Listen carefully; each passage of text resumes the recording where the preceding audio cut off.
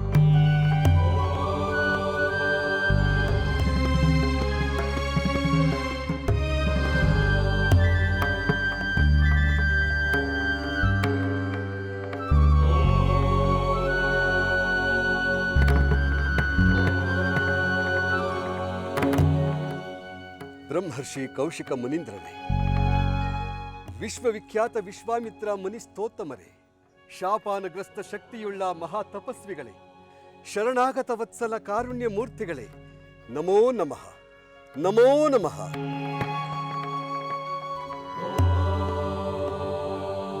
ಅಯೋಧ್ಯ ನರೇಶ, ರವಿಕುಲ ಸಂಜಾತ ತ್ರಿಶಂಕು ಮಹಾರಾಜ, ಶುಭಮಸ್ತ. ಸಮಸ್ತ ಸನ್ಮಂಗಳಾನಿ ಭವಂತು. ಧನ್ಯನಾದೆ ಗುರುದೇವ, ಧನ್ಯನಾದೆ. ತಮ್ಮ ಕೃಪಾದೃಷ್ಟಿ ನನ್ನ ಮೇಲೆ ಬಿದ್ದ ಮೇಲೆ ಸಕಲ ಸನ್ಮಂಗಳಗಳು ದೊರೆತಂತೆಯೇ. ಅಂದರೆ ಯಾವುದೋ ಅಪೇಕ್ಷೆಯನ್ನು ಮನಸ್ಸಿನಲ್ಲಿರಿಸಿಕೊಂಡು ಇಲ್ಲಿಗೆ ಆಗಮಿಸಿರುವ ಹಾಗಿದೆ. ಹೌದೇ ಮಹಾರಾಜ? ತ್ರಿಕಾಲ ಜ್ಞಾನಿಗಳಾದ ತಮಗೆ ತಿಳಿಯದಿರುವುದೇನಿದೆ ಮಹರ್ಷಿ? ನಿಜ, ತಾವು ಹೇಳಿದಂತೆ ನಾನು ಒಂದು ಮಹತ್ತರವಾದ ಅಪೇಕ್ಷೆಯನ್ನು ಇರಿಸಿಕೊಂಡು ತಮ್ಮ ಸನ್ನಿಧಿಗೆ ಬಂದಿದ್ದೇನೆ. ಅದನ್ನು ಈಡೇರಿಸುವ ಶಕ್ತಿ ತಮ್ಮನ್ನು ಬಿಟ್ಟರೆ ಬೇರೆ ಯಾರಿಗೂ ಇಲ್ಲ. ನಿನ್ನ ಅಪೇಕ್ಷೆಯನ್ನು ನಾವು ಈಡೇರಿಸಬೇಕೆ? ಹೌದು ಗುರುದೇವ, ತಮ್ಮ ತಪಶಕ್ತಿಗೆ ಯಾವುದು ತಾನೇ ಅಸಾಧ್ಯ.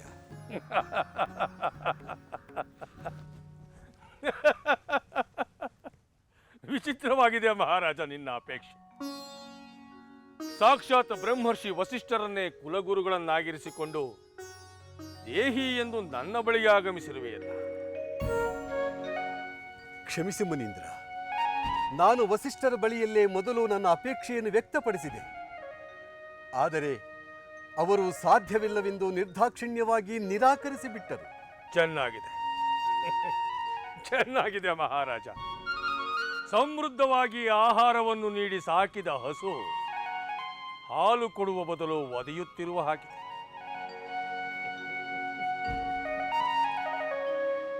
ನಿನ್ನ ಸೇವೆ, ಉಪಚಾರ, ಮಾನ್ಯತೆ, ಪೂಜ್ಯತೆ ಎಲ್ಲವೂ ಬ್ರಹ್ಮರ್ಷಿ ವಸಿಷ್ಠರಿಗೆ. ನಿನ್ನ ಅಪೇಕ್ಷೆಯನ್ನು ನಾವು ಈಡೇರಿಸಬೇಕು.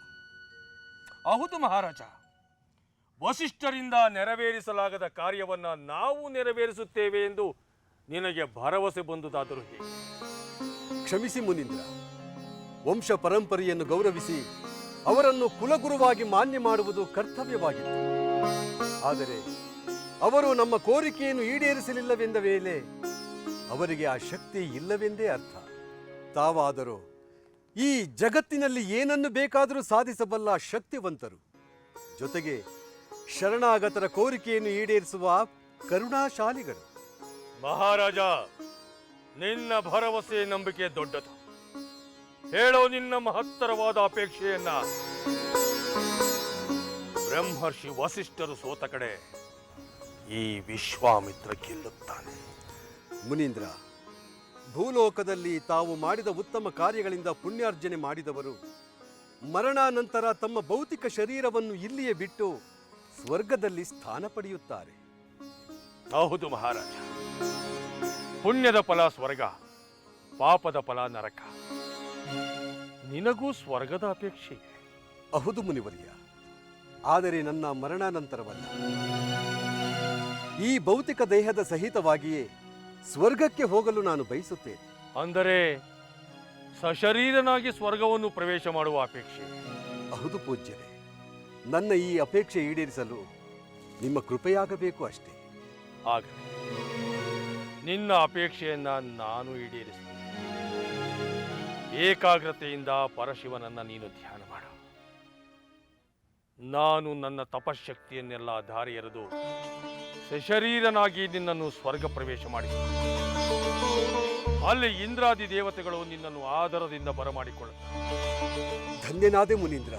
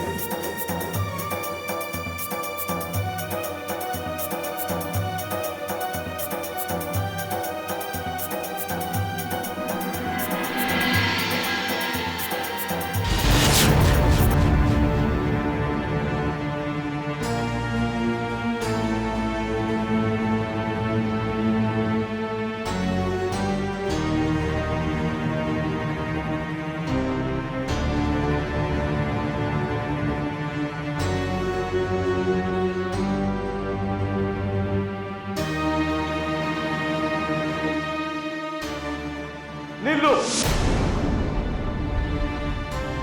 ಅಲ್ಲೇ ನಿಲ್ಲು.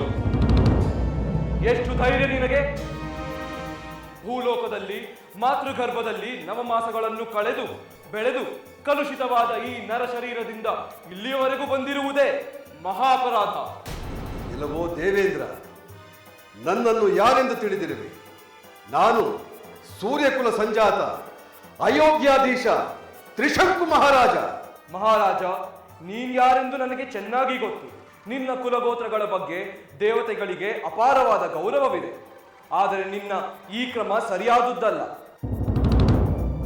ಭೂಲೋಕದಲ್ಲಿ ನೀನು ಮಾಡಿದ ಪುಣ್ಯ ಕಾರ್ಯಗಳಿಂದ, ಯಜ್ಞ ಯಾಗಾದಿಗಳಿಂದ ನಿನಗೆ ಸ್ವರ್ಗವಾಸ ಖಂಡಿತ ದೊರೆಯುತ್ತದೆ. ಆದರೆ ಅಲ್ಲಿಯವರೆಗೂ ನೀನು ಕಾಯಬೇಕು. ನಿನ್ನ ಆಯಸ್ಸು ಮುಗಿದು ಭೌತ ದೇಹವನ್ನು ತೊರೆದು ದಿವ್ಯ ದೇಹವನ್ನು ಧರಿಸಿ ಬಂದಾಗ ಮಾತ್ರ ನಿನಗೆ ಸ್ವರ್ಗ ಪ್ರವೇಶ. ದೇವೇಂದ್ರ, ಅದೆಲ್ಲ ಭೂಲೋಕದಲ್ಲಿ ಎಲ್ಲರಿಗೂ ಅನ್ವಯಿಸುವ ಕ್ರಮ. ಆ ಎಲ್ಲರಂತೆ ನಾನಲ್ಲ. ಈ ದೇಹದ ಮೇಲೆ ನನಗೆ ಬಹಳ ಅಭಿಮಾನವಿದೆ ದೇವೇಂದ್ರ. ಆದ್ದರಿಂದ ನಾನು ನನ್ನ ದೇಹದಿಂದ ಈ ಸ್ವರ್ಗವನ್ನು ಪ್ರವೇಶಿಸಲು ಬಯಸುತ್ತೇನೆ. ಸಾಧ್ಯವಿಲ್ಲ ಮಹಾರಾಜ, ಎಂದಿಗೂ ಸಾಧ್ಯವಿಲ್ಲ. ಸ್ವರ್ಗದ ನೀತಿ ನಿಯಮಗಳನ್ನು ಮೀರುವಂತಿಲ್ಲ. 1000 ಯಾಗ ಮಾಡಿದ ಪುಣ್ಯಾತ್ಮನೇ ಆದರೂ ಸಶರೀರನಾಗಿ ಸ್ವರ್ಗ ಪ್ರವೇಶ ಮಾಡುವಂತಿಲ್ಲ. ಸುಳ್ಳು ಹೇಳಬೇಡ ದೇವೇಂದ್ರ. ತಮ್ಮ ತಪೋಬಲದಿಂದ ಮುನಿಗಳು, ಶೌರ್ಯ ಪ್ರತಾಪಗಳಿಂದ ಮಹಾವೀರರು ಸ್ವರ್ಗಕ್ಕೆ ಭೇಟಿ ಕೊಡಲು ನನಗೆ ಗೊತ್ತಿಲ್ಲವೆಂದುಕೊಂಡಿರುವೆಯಾ? ಮಹಾರಾಜ, ಅಪೂರ್ವ ಶಕ್ತಿವಂತರಾದ ಮಹಾಮಹಿಮಾನ್ವಿತರಾದ ಅವರೊಂದಿಗೆ ನಿನ್ನನ್ನು ಹೋಲಿಸಿಕೊಳ್ಳಬೇಡ. ದೇವೇಂದ್ರ, ಅಯೋಧ್ಯಾಧಿಪತಿಯಾದ ಈ ತ್ರಿಶಂಕು ಮಹಾರಾಜನನ್ನು ಸಾಮಾನ್ಯನೆಂದುಕೊಂಡಿರುವೆಯಾ? ನಾನು ಸಾಮಾನ್ಯನಾಗಿದ್ದರೆ ಸ್ವರ್ಗದ ಬಾಗಿಲವರೆಗೂ ಬರಲು ಸಾಧ್ಯವಾಗುತ್ತಿದ್ದೆ. ತಮ್ಮ ತಪೋಬಲದಿಂದ ಇಲ್ಲಿಯವರೆಗೂ ಕಳುಹಿಸಿಕೊಟ್ಟ ವಿಶ್ವಾಮಿತ್ರ ಮಹಾಮುನಿಗಳು ಸಾಮಾನ್ಯರೇ? ತ್ರಿಲೋಕಗಳನ್ನು ನಡುಗಿಸಬಲ್ಲ ಪ್ರಚಂಡ ತಪಸ್ವಿಗಳನ್ನು ಅಪಮಾನಿಸುವ ಉದ್ದಟತನ ತೋರಬೇಡ. ನಾನು ಒಳಗೆ ಬಂದೇ ಬರುತ್ತೇನೆ. ಸಾಧ್ಯವಿಲ್ಲ.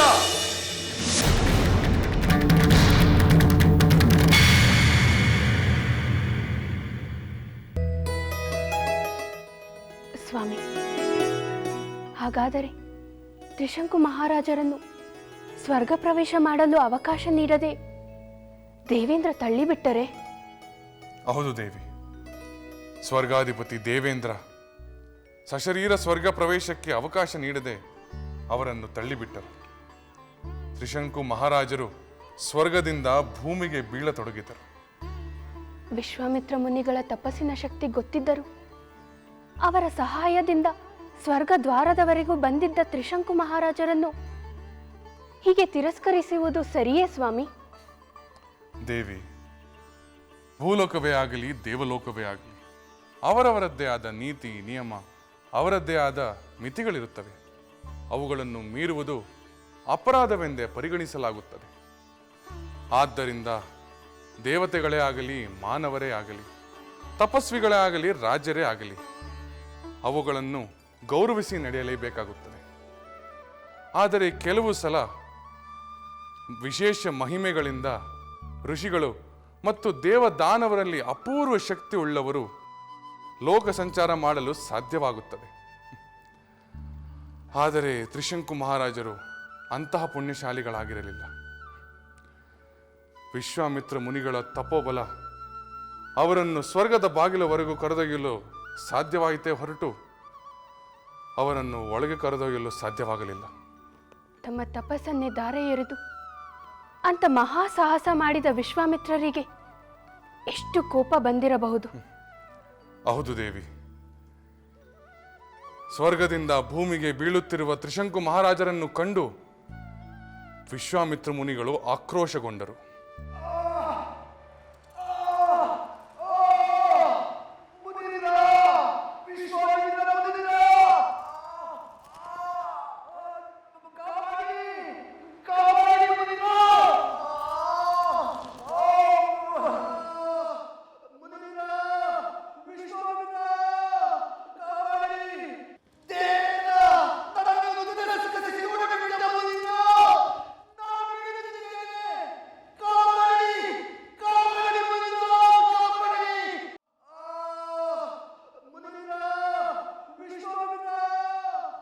ಈ ವಿಶ್ವಾಮಿತ್ರ ಮುನಿಯು ಯಜ್ಞ ಯಾಗಾದಿಗಳಿಂದ ದೇವತೆಗಳನ್ನು ತೃಪ್ತಿಪಡಿಸಿದ್ದು ಸತ್ಯವೇ ಆದರೆ, ಅಖಂಡ ತಪಸ್ಸಿನಿಂದ ದೇವತೆಗಳನ್ನು ಒಲಿಸಿಕೊಂಡಿದ್ದು ಸತ್ಯವೇ ಆದರೆ, ತ್ರಿಶಂಕು ಮಹಾರಾಜ ಅಂತರಿಕ್ಷದಲ್ಲಿ ನಿಲ್ಲುವಂತಾಗಲಿ. ನಿಲ್ಲು ತ್ರಿಶಂಕು!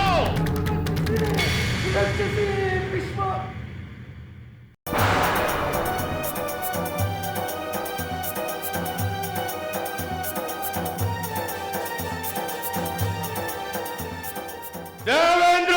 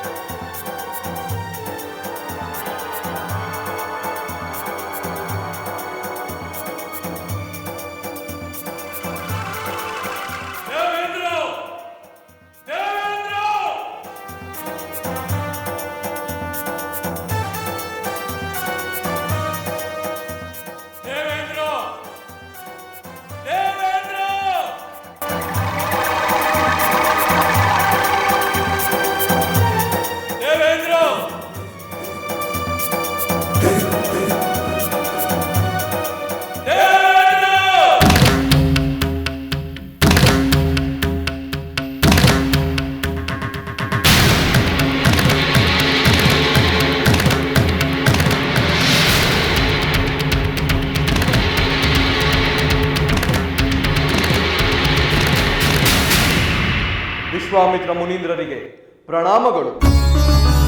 ದೇವೇಂದ್ರ, ಏನಿದು ನಿನ್ನ ಉದ್ದಟತನ? ಕ್ಷಮಿಸಿ ಮುನೀಂದ್ರ, ಕೋಪವೇಕೆ? ನಾವೆಂದೂ ನಿಮ್ಮ ವಿಷಯದಲ್ಲಿ ಅಪಚಾರ ಮಾಡಿಲ್ಲ.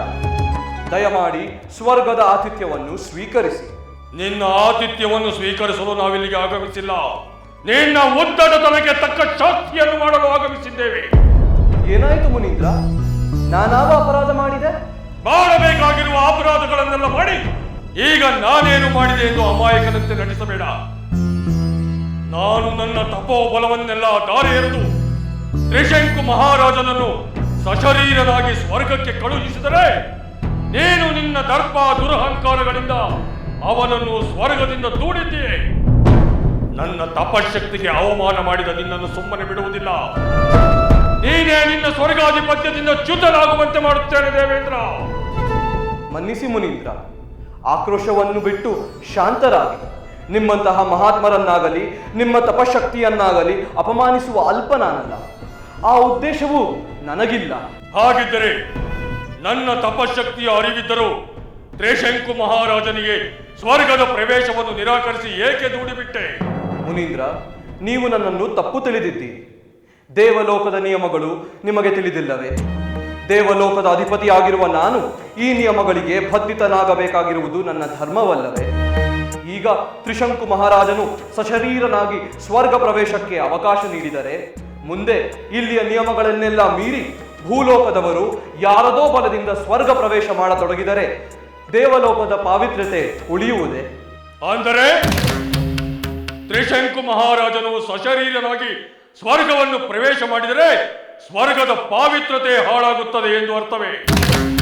ನನ್ನ ತಪಸ್ಸಿನ ಗೌರವಕ್ಕಿಂತ ನಿನ್ನ ಸ್ವರ್ಗದ ಪಾವಿತ್ರತೆಯೇ ಮುಖ್ಯವಾದರೆ ನಿನ್ನ ಸ್ವರ್ಗದ ಕೊಡವೆಯೇ ಬೇಡ.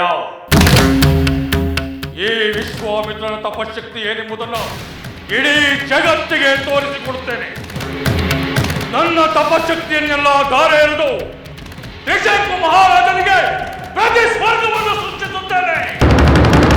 ಆ ನನ್ನ ಸ್ವರ್ಗದ ಮುಂದೆ ಈ ನಿನ್ನ ಸ್ವರ್ಗ ತೃಣಕ್ಕೆ ಸಮಾನವಾಗುವಂತೆ ಮಾಡುತ್ತೇನೆ ದೇವೇಂದ್ರ. ಮುನೀಂದ್ರ, ನೀವು ಒಂದಲ್ಲ ಹಲವು ಸ್ವರ್ಗಗಳನ್ನೇ ಸೃಷ್ಟಿಸಿ, ನನಗೆ ಅದರ ಚಿಂತೆ ಇಲ್ಲ.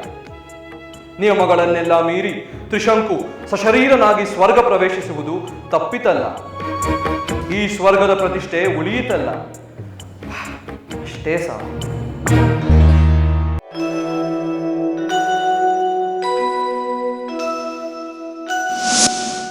ಮುನೀಂದ್ರ, ನಾನು ಈಗ ಸ್ವರ್ಗಲೋಕವನ್ನು ಪ್ರವೇಶಿಸಬಹುದಲ್ಲವೇ? ನಿಮ್ಮ ಶಕ್ತಿಗೆ ಹೆದರಿ ಆ ದೇವೇಂದ್ರ ನಾನು ಸ್ವರ್ಗಲೋಕಕ್ಕೆ ಪ್ರವೇಶಿಸಲು ಅನುಮತಿ ಕೊಟ್ಟನೆ? ಇಲ್ಲ ಮಹಾರಾಜ, ದೇವಲೋಕದ ನಿಯಮಗಳು ಅದಕ್ಕೆ ಅವಕಾಶ ನೀಡುವುದಿಲ್ಲವಂತೆ. ನೀನು ಸಶರೀರನಾಗಿ ಸ್ವರ್ಗಲೋಕವನ್ನು ಪ್ರವೇಶಿಸಿದರೆ ಅದು ಸ್ವರ್ಗಲೋಕದ ಪಾವಿತ್ರತೆಯನ್ನು ಹಾಳು ಮಾಡುವಂತೆ. ಅದಕ್ಕಾಗಿ ಆ ಸ್ವರ್ಗಲೋಕದ ಸಹವಾಸವೇ ಬೇಡವೆಂದು ತೀರ್ಮಾನಿಸಿದ್ದೇನೆ. ಮುನೀಂದ್ರ, ಹಾಗಾದರೆ ನನ್ನ ಬಯಕೆ ಸಫಲವಾಗುವುದಿಲ್ಲವೇ? ನಿಮ್ಮ ತಪಸ್ಸಿನ ಶಕ್ತಿ ನಿರರ್ಥಕವೇ? ಈ ವಿಶ್ವಾಮಿತ್ರನ ತಪಶಕ್ತಿ ನಿರರ್ಥಕವಾದ ಕ್ಷಣ ಇಡೀ ಬ್ರಹ್ಮಾಂಡವೇ ಸಿಡಿದು ಚೂರಾಗುವುದಿಲ್ಲ. ಚಿಂತಿಸಬೇಡ. ನೀನು ನಿನ್ನ ಅಭಿಲಾಷೆಯಂತೆಯೇ ಈ ನಿನ್ನ ಮರ್ತ್ಯ ಶರೀರದೊಂದಿಗೆ ಸ್ವರ್ಗ ಭೋಗಗಳನ್ನು ಅನುಭವಿಸುತ್ತೀ. ಈ ವಿಶ್ವಾಮಿತ್ರ ಕೊಟ್ಟ ಮಾತನ್ನೆಂದೂ ತಪ್ಪುವುದಿಲ್ಲ. ನಿನಗೆ ಮೇಲಿನ ಸ್ವರ್ಗವೂ ಬೇಡ, ಕೆಳಗಿನ ಈ ಭೂಮಿಯೂ ಬೇಡ. ಇಲ್ಲೇ ಈ ಅಂತರಿಕ್ಷದಲ್ಲೇ ಪ್ರತಿ ಸ್ವರ್ಗವನ್ನು ಸೃಷ್ಟಿಸಿಕೊಡುತ್ತೇನೆ.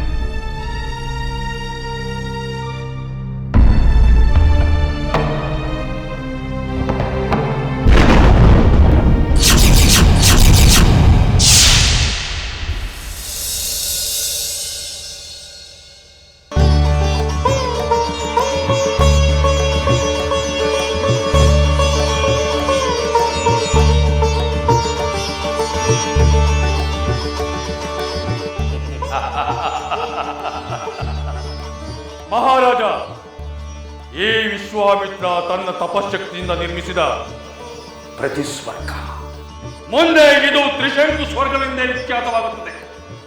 ಈ ಸ್ವರ್ಗಕ್ಕೆ ನೀನೇ ದೊರೆ, ನೀನೇ ಇಂದ್ರ. ಮೇಲಿನ ಸ್ವರ್ಗಲೋಕದಲ್ಲಿ ಇರುವುದೆಲ್ಲವೂ ಎಲ್ಲಿಯೂ ಇದೆ. ಈ ಸ್ವರ್ಗ ಸುಖ ಭೋಗಗಳನ್ನು ನೀನು ಅನುಭವಿಸು, ಆನಂದಿಸು.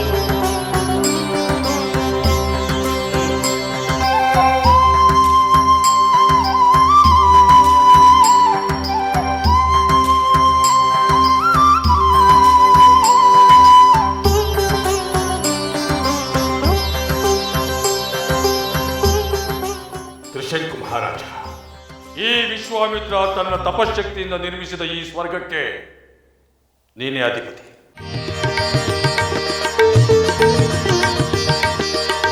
ಸ್ವರ್ಗದ ಸುಖ ಭೋಗಗಳನ್ನು ಅನುಭವಿಸು, ಆನಂದಿಸು. ಕೃತಾರ್ಥನಾದ ಕೌಶಿಕ ಮುನೀಂದ್ರ, ಇನ್ನೇಕೆ ತಡ, ಸಿಂಹಾಸನವನ್ನು ಅಲಂಕರಿಸು.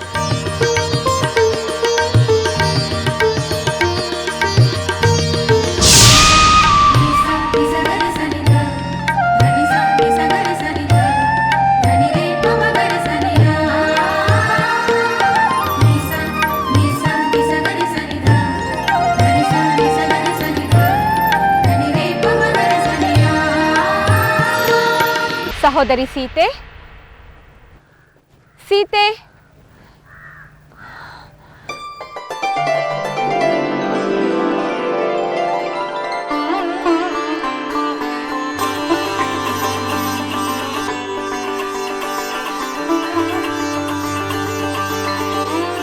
ಸಹೋದರಿ ಸೀತೆ, ನಿನ್ನನ್ನು ಎಲ್ಲೆಲ್ಲಿ ಹುಡುಕುವುದು? ಇರುವಲ್ಲಿ ಹುಡುಕದೆ ಎಲ್ಲೆಲ್ಲೋ ಹುಡುಕಿದರೆ ಅದು ನನ್ನ ತಪ್ಪೆ?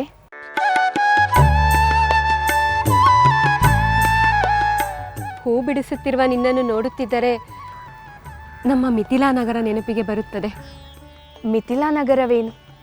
ಅಯೋಧ್ಯೆಯಲ್ಲಿ ಹೂ ಬಿಡಿಸುವುದು, ಮಾಲೆ ಮಾಡಿ ನನ್ನ ಸ್ವಾಮಿಗೆ ಅರ್ಪಿಸುವುದು ನನಗೆ ಪ್ರಿಯವಾದ ಕಾರ್ಯ. ಅಲ್ಲಿ ಮೂರ್ತಿ ರೂಪದಲ್ಲಿದ್ದ ನಿನ್ನ ಸ್ವಾಮಿ ಇಲ್ಲಿ ಸಾಕ್ಷಾತ್ ಆಗಿದ್ದಾರೆ ಅಲ್ಲವೇ? ಅಯ್ಯೋ, ಹೇಳಬೇಕಾದ ವಿಷಯವನ್ನೇ ಮರೆತು ಬಿಟ್ಟೆ. ಅದೇನು ಅಂತ ಮುಖ್ಯವಾದ ವಿಷಯ? ನಾವು ನಮ್ಮ ಸಹೋದರಿಯರಾದ ಮಾಂಡವಿ ಶ್ರುತಕೀರ್ತಿಗೆ ಕಳುಹಿಸಿದ ಪತ್ರಕ್ಕೆ ಉತ್ತರ ಬಂದಿದೆ. ಹೌದೇ? ನಮ್ಮ ಸೋದರಿಯರು ಕ್ಷೇಮವಾಗಿರುವವರು ತಾನೆ? ಓಹೋ, ಕ್ಷೇಮದಿಂದಿದ್ದಾರೆ. ಅವರು ನಮ್ಮ ಮತ್ತು ನಮ್ಮವರ ಕ್ಷೇಮದ ಬಗ್ಗೆ ವಿಚಾರಿಸಿದ್ದಾರೆ. ಉರ್ಮಿಳೆ, ನಿನ್ನ ಮಾತನ್ನು ಕೇಳುತ್ತಿದ್ದರೆ ನಮ್ಮ ಸೋದರಿಯರು ಕಣ್ಣೆದುರಗೇ ಇರುವರೆಂಬ ಭಾವನೆ ಬರುತ್ತಿದೆ. ಅಷ್ಟೇ ಅಲ್ಲ ಸಹೋದರಿ, ಅವರು ಇನ್ನೊಂದು ಕೌತುಕದ ವಿಷಯವನ್ನು ಬರೆದಿದ್ದಾರೆ. ಕೌತುಕದ ವಿಷಯವೇ? ಬಾ, ಅಲ್ಲಿ ಕುಳಿತುಕೊಳ್ಳೋಣ. ಅದೇನೆಂದು ವಿವರವಾಗಿ ಹೇಳು.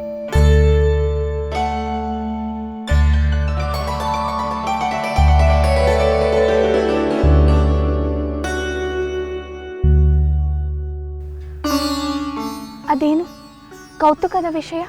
ಭರತನ ಮಾತೆಯವರಾದ ಕೈಕೈ ಮಹಾರಾಣಿಯವರ ತಂದೆ ಅಶ್ವಪತಿ ಮಹಾರಾಜರ ವಿಷಯ. ಅಂದರೆ ಭರತನ ಪಿತಾಮಹರ ವಿಷಯ ಎಂದು ಹೇಳು.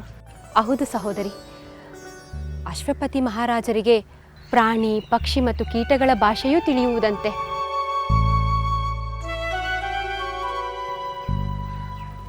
ಸಹೋದರಿ ಸೀತೆ, ಏನನ್ನು ಯೋಚಿಸುತ್ತಿರುವೆ? ನನ್ನ ಮಾತುಗಳನ್ನು ಕೇಳಿ ನಿನಗೆ ಅಚ್ಚರಿಯಾಗಲಿಲ್ಲವೇ? ಅಷ್ಟೊಂದು ಅಚ್ಚರಿಯಾಗಲಿಲ್ಲ. ಏಕೆಂದರೆ ಕೆಲವರಿಗೆ ಪ್ರಾಣಿ, ಪಕ್ಷಿಗಳ ಭಾಷೆ ತಿಳಿಯುವ ಶಕ್ತಿ ಇರುವುದೆಂದು ನಮಗೂ ತಿಳಿದಿದೆ. ಮಹಾರಾಜ, ಪ್ರಾಣಿ ಪಕ್ಷಿಗಳ ಮಾತನ್ನು ಕೇಳಿ ತಿಳಿಯುವ ಅಪರೂಪದ ವಿದ್ಯೆಯನ್ನು ನಿನಗೆ ಉಪದೇಶಿಸಿರುವೆ. ಆದರೆ ಈ ವಿದ್ಯೆಯಿಂದ ಯಾರಿಗೂ ಯಾವ ಕೇಡು ಸಂಭವಿಸಬಾರದು. ಎಲ್ಲಾದರೂ ಉಂಟೆ ಮುನೀಂದ್ರ. ಕೇವಲ ಕುತೂಹಲಕ್ಕಾಗಿ ನಾನು ಈ ವಿದ್ಯೆಯನ್ನು ತಿಳಿದುಕೊಂಡನೇ ಹೊರತು ಇದರಿಂದ ಯಾರಿಗೂ ಯಾವ ಕೇಡನ್ನು ಬಯಸುವ ಯೋಚನೆ ನನ್ನಲ್ಲಿಲ್ಲ. ಹಾಗೆ ನನ್ನ ಇನ್ನೊಂದು ನಿಬಂಧನೆಯನ್ನು ನೀನು ಪಾಲಿಸಲೇಬೇಕು. ಹೇಳಿ ಮುನೀಂದ್ರ, ನಿಮ್ಮ ಯಾವುದೇ ನಿಬಂಧನೆಯನ್ನು ನಾನು ಶಿರಸಾವಹಿಸಿ ಪಾಲಿಸುತ್ತೇನೆ. ಮಹಾರಾಜ, ನಿನಗೆ ಪ್ರಾಣಿ ಪಕ್ಷಿಗಳ ಭಾಷೆ ತಿಳಿದಿದೆ ಎಂದು ಯಾರಿಗೂ ತಿಳಿಯಬಾರದು. ಇಲ್ಲ ಗುರುದೇವ, ಖಂಡಿತವಾಗಿಯೂ ಇದನ್ನು ನಾನು ಯಾರಿಗೂ ತಿಳಿಸುವುದಿಲ್ಲ. ಯಾರಿಗೂ ಎಂದರೆ ನಿನ್ನ ಪತ್ನಿ, ಪುತ್ರರು, ಬಂಧು ಬಾಂಧವರು, ಮಿತ್ರರು ಯಾರಿಗೂ ತಿಳಿಯಬಾರದು. ಇಲ್ಲ, ತಿಳಿಸುವುದಿಲ್ಲ. ಎಂತಹುದೇ ಸಂದರ್ಭ ಬಂದರೂ ಕೂಡ ನಾನಿದನ್ನು ಯಾರಿಗೂ ತಿಳಿಸುವುದಿಲ್ಲ. ಒಂದು ವೇಳೆ ನೀನು ಈ ನಿಬಂಧನೆಯನ್ನು ಮೀರಿ ಯಾರಿಗಾದರೂ ತಿಳಿಸಿದರೆ ಮರಣ, ಕೂಡಲೇ ನಿನ್ನ ಮರಣ ಸಂಭವಿಸುತ್ತದೆ ಮಹಾರಾಜ. ಭಯವಾಗುತ್ತಿದೆಯೇ? ಮುನೀಂದ್ರ, ಈ ನಿಮ್ಮ ನಿಬಂಧನೆಯನ್ನು ಮೀರಿ ನನ್ನ ಪ್ರಾಣಕ್ಕೆ ಎರವಾಗುತ್ತೇನೆಯೇ? ಇಲ್ಲ, ಯಾವುದೇ ಸಂದರ್ಭದಲ್ಲಿಯೂ ನಿಮ್ಮ ಮಾತನ್ನು ಎಂದೆಂದಿಗೂ ನಾನು ಮೀರುವುದಿಲ್ಲ. ಆಗಲಿ, ಹೋಗಿ ಬಾ ಮಹಾರಾಜ, ನಿನಗೆ ಮಂಗಳವಾಗಲಿ. ಧನ್ಯೋಸ್ಮಿ ಗುರುದೇವ. ಒಬ್ಬ ಯೋಗಿಯಿಂದ ಕಲಿತ ಆ ವಿದ್ಯೆ ಅಶ್ವಪತಿ ಮಹಾರಾಜರ ಜೀವನದಲ್ಲಿ ದೊಡ್ಡ ಪರಿಣಾಮಕಾರಿಯಾಯಿತಂತೆ. ಏನಾಯ್ತಂತೆ? ಅದೇನೆಂದರೆ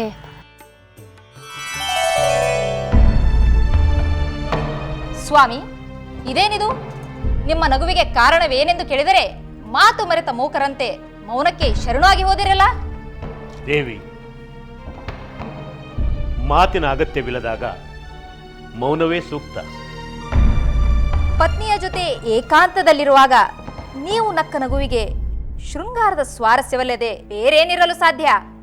ನೀನು ಏನು ಬೇಕಾದರೂ ತಿಳಿದುಕೋ ದೇವಿ, ಆದರೆ ಮತ್ತೆ ಮತ್ತೆ ನನ್ನನ್ನು ಏಕೆ ಎಂದು ಕಾಡಬೇಡ. ಹಾಗಾದರೆ ಹೇಳುವುದಿಲ್ಲವೇ? ಎಷ್ಟು ಸಲ ಹೇಳಲಿ ದೇವಿ? ನೀನು ಎಷ್ಟೇ ಒತ್ತಾಯಿಸಿದರೂ ನಾನು ಹೇಳಲಾರೆ, ಹೇಳುವಂತಿಲ್ಲ. ಈ ವಿಷಯವನ್ನು ಇಲ್ಲಿಗೆ ಬಿಟ್ಟು ಬಿಡು. ನೀವು ಇಷ್ಟೊಂದು ಹಠ ಮಾಡುತ್ತಿರುವುದನ್ನು ನೋಡಿದರೆ ಅದೇನೆಂದು ನಾವು ಊಹೆ ಮಾಡಬಲ್ಲೆ. ಏನು ಬೇಕಾದರೂ ಊಹಿಸ್ಕೋ ದೇವಿ, ಆದರೆ ನನ್ನ ಪಾಡಿಗೆ ನನ್ನನ್ನು ಬಿಟ್ಟು ಬಿಡು. ನಿಮ್ಮ ಮನಸ್ಸಿನಲ್ಲಿ ವಂಚನೆ ಇಲ್ಲದಿದ್ದರೆ ಅದೇನೆಂದು ನೀವು ಹೇಳಬಹುದಿತ್ತು. ವಂಚನೆ? ಪತ್ನಿಯೊಡನೆ ಇರುವಾಗ ನೀವು ಇನ್ನೊಂದು ಹೆಣ್ಣಿನೊಂದಿಗೆ ನಡೆಸಿದ ರಾಸಲೀಲೆ ನೆನಪಾಗಿರುತ್ತದೆ, ಅದಕ್ಕೆ ನಕ್ಕಿರುತ್ತೀರಿ. ಅಂತಹ ಮಹಾಕಾರ್ಯವನ್ನು ಪತ್ನಿಯ ಎದುರು ಹೇಳುವ ಧೈರ್ಯ ಯಾವ ಪತಿಗಿದೆ? ದೇವಿ, ಎಂತಹ ಹೊಲಸು ಆಲೋಚನೆ ನಿನ್ನದು. ನಿಮ್ಮ ಹೊಲಸು ಕಾರ್ಯಗಳಿಗಿಂತ ನನ್ನ ಆಲೋಚನೆ ಹೊಲಸಲ್ಲ. ದೇವಿ, ನೀನು ನನ್ನ ಧರ್ಮಪತ್ನಿಯಾಗಿ ನನ್ನ ನಡವಳಿಕೆಯ ಬಗ್ಗೆ ನೀನು ಈ ರೀತಿ ಸಂದೇಹ ಪಡುವೆ ಎಂದು ನಾನು ಭಾವಿಸಿರಲಿಲ್ಲ. ಹಾಗಿದ್ದರೆ ನಿಜವನ್ನು ನುಡಿಯಲು ಅಡ್ಡಿಯೇನು? ನನ್ನನ್ನು ಸ್ವಲ್ಪ ಅರ್ಥ ಮಾಡಿಕೋ ದೇವಿ, ನಾನು ವಂಚಕನಲ್ಲ. ನಗುವಿನ ಕಾರಣ ಏನೆಂದು ನಾನು ಹೇಳಿದರೆ ನನಗೆ ಮರಣ ಸಂಭವಿಸುತ್ತದೆ. ನಾನು ನಂಬುವುದಿಲ್ಲ. ಸತ್ಯವನ್ನು ಮುಚ್ಚಿಡಲು ನೀವು ಇಂತಹ ಕುಂಟ ನೆಪಗಳನ್ನು ಹೇಳುತ್ತಿರುವರೆಂದು ನನಗೆ ಗೊತ್ತು. ಛೀ! ಪತಿಯ ಮರಣಕ್ಕಿಂತ ನಿನ್ನ ಸಂದೇಹ ನಿವಾರಣೆಯೇ ಪ್ರಧಾನ ಎಂದು ಭಾವಿಸುತ್ತಿರುವ ನೀನು ಎಂತಹ ಪತಿವ್ರತೆಯೇ? ನೀವು ಕಾರಣ ಹೇಳಲೇಬೇಕು, ಇಲ್ಲದಿದ್ದರೆ ನಾನು ಸಾಯುತ್ತೇನೆ. ಒಂದೇ ಒಂದು ದಿನದ ಅವಕಾಶ, ಅಷ್ಟರಲ್ಲಿ ಸತ್ಯ ಹೇಳಲೇಬೇಕು. ಇಲ್ಲವಾದರೆ ಈ ಅರಮನೆಯಲ್ಲಿ ನನ್ನ ಶವ ಬೀಳುತ್ತದೆ.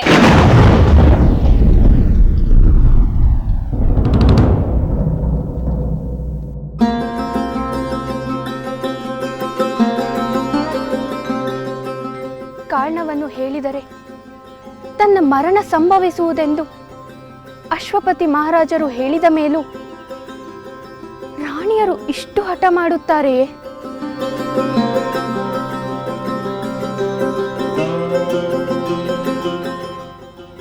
ಶ್ರುತಕೀರ್ತಿ ಮಾಂಡವಿಯು ತಮ್ಮ ಪತ್ರದಲ್ಲಿ ಇದೇ ಸಂದೇಹವನ್ನು ವ್ಯಕ್ತಪಡಿಸಿದ್ದಾರೆ. ಪತಿ ಸತ್ತರೂ ಚಿಂತೆ ಇಲ್ಲ, ತನಗೆ ಸತ್ಯ ತಿಳಿದು ಬಿಡಬೇಕೆಂಬುದು ಸ್ತ್ರೀಯಾದವಳ ಲಕ್ಷಣವಲ್ಲ. ಮುಂದೇನಾಯ್ತು ಸೋದರಿ? ಮಹಾರಾಜರು ಕಾರಣವನ್ನು ಹೇಳಿದರೆ ಅಥವಾ ಮಹಾರಾಣಿಗೆ ಯಾರಾದರೂ ಹಠ ಮಾಡಬಾರದು ಎಂದು ಬುದ್ಧಿ ಹೇಳಿದರೆ ಏನಾಯಿತು? ಎರಡೂ ನಡೆಯಲಿಲ್ಲ. ಅಂದರೆ ಅಶ್ವಪತಿ ಮಹಾರಾಜರು ಗಹನವಾಗಿ ಚಿಂತೆ ಮಾಡಿ ಕಡೆಗೆ ತಮಗೆ ಆ ವಿದ್ಯೆಯನ್ನು ಹೇಳಿಕೊಟ್ಟ ಯೋಗಿಯ ಬಳಿ ಹೋದರಂತೆ. ಅಲ್ಲಿ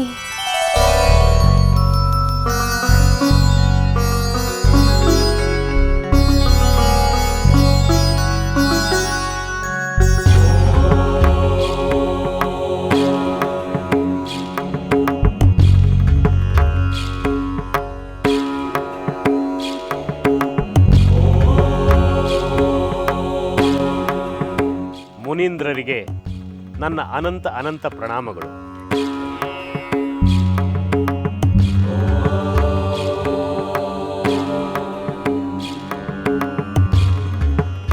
ಪೂಜ್ಯರೇ, ಪ್ರಾಣಿ ಪಕ್ಷಿಗಳ ಭಾಷೆಯನ್ನು ತಿಳಿಯುವ ವಿದ್ಯೆಯನ್ನು ತಮ್ಮಿಂದ ಕಲಿತು ನಾನು ಸಂತೋಷಪಟ್ಟಿದ್ದೆ.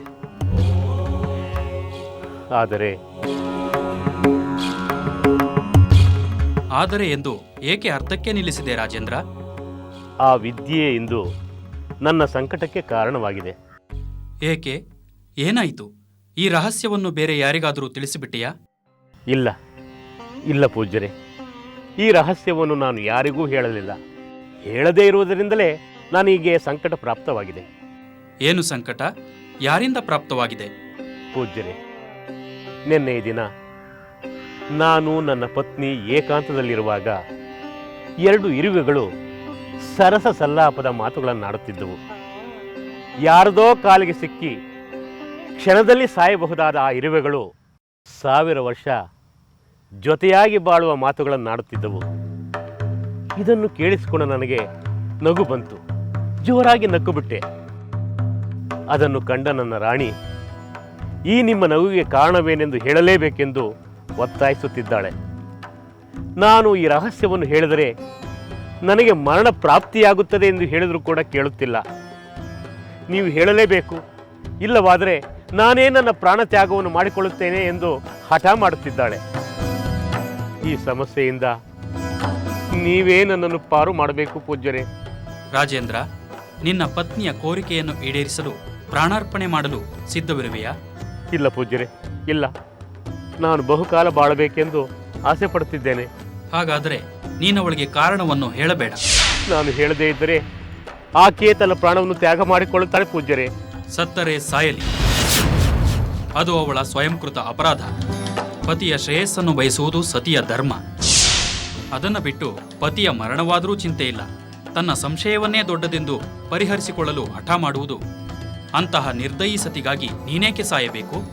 ಅರ್ಥವಾಯಿತೆ?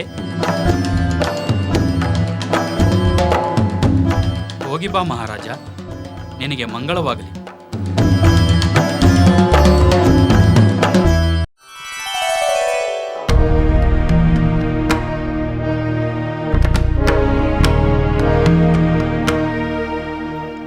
ಸ್ವಾಮಿ, ನಾನು ನಿಮಗೆ ಕೊಟ್ಟ ಸಮಯಾವಕಾಶ ಮುಗಿಯಿತು. ನಿಮ್ಮ ನಗುವಿಗೆ ಕಾರಣವೇನೆಂದು ಹೇಳುತ್ತೀರೋ ಅಥವಾ ನಾನು ಸಾಯಲೋ? ನೀನು ಏನೇ ಮಾಡಿದರೂ ನಾನು ಕಾರಣವನ್ನು ಹೇಳುವುದಿಲ್ಲ.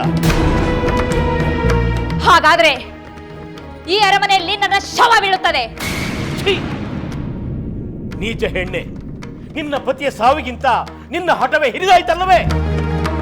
ನಿನ್ನಂತಹ ಹೃದಯಹೀನ ರಾಣಿ ನನಗೆ ಅವಶ್ಯಕತೆ ಇಲ್ಲ. ನನ್ನ ರಾಜ್ಯಕ್ಕೂ ಬೇಕಾಗಿಲ್ಲ. ತೊಲಗು, ತೊಲಗು ಇಲ್ಲಿಂದ.